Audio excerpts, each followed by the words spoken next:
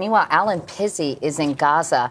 And Alan, I'm curious if there's been any reaction or a sense that things might change in the Middle East as a new president has been ushered in here in the United States.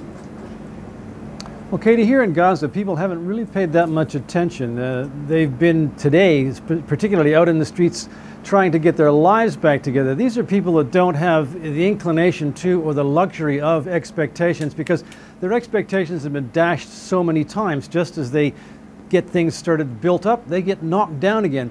They do, however, have a little bit of hope about Barack Obama as a president. They think that he may be a little bit different. We were talking to a man today who's an assistant professor, a very good English speaker, a man well aware of what's going on in the world. He said, look, I don't have a big hope. He said, and he went like this, he said, I have a small hope, just a small hope. What they hope is that President Obama will take a slightly different view than other presidents have taken.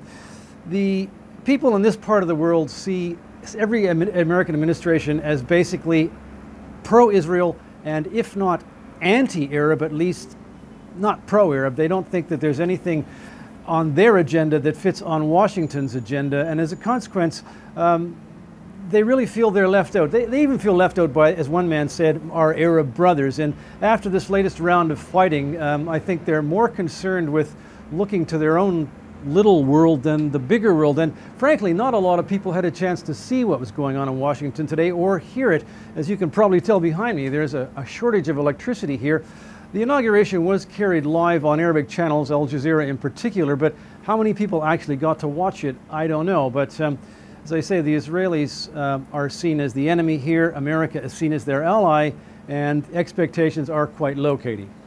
You know, Barack Obama has been very careful, Alan, as you well know. In recent days, he's been asked repeatedly about the situation in Gaza, and he's really refrained from taking a strong position either way, just saying that basically that it needed our attention, but there was one president at a time. Were people discouraged by the fact that he wasn't more vocal about the situation and it didn't signal any kind of sea change in terms of a more openness to at least consider the Arab point of view?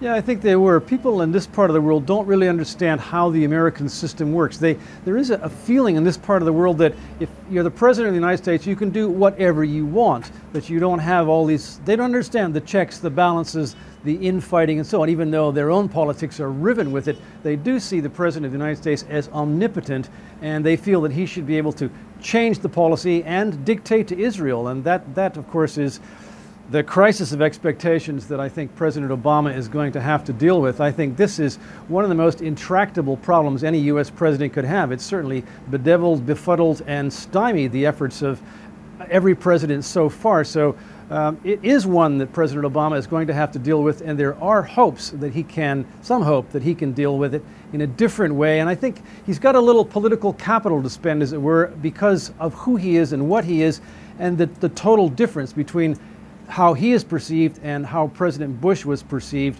And so there is an opening here, but it's a very small one and a very difficult one to take, I think, Katie. All right, Alan Pizzey in Gaza City for us tonight. Alan, thank you very much.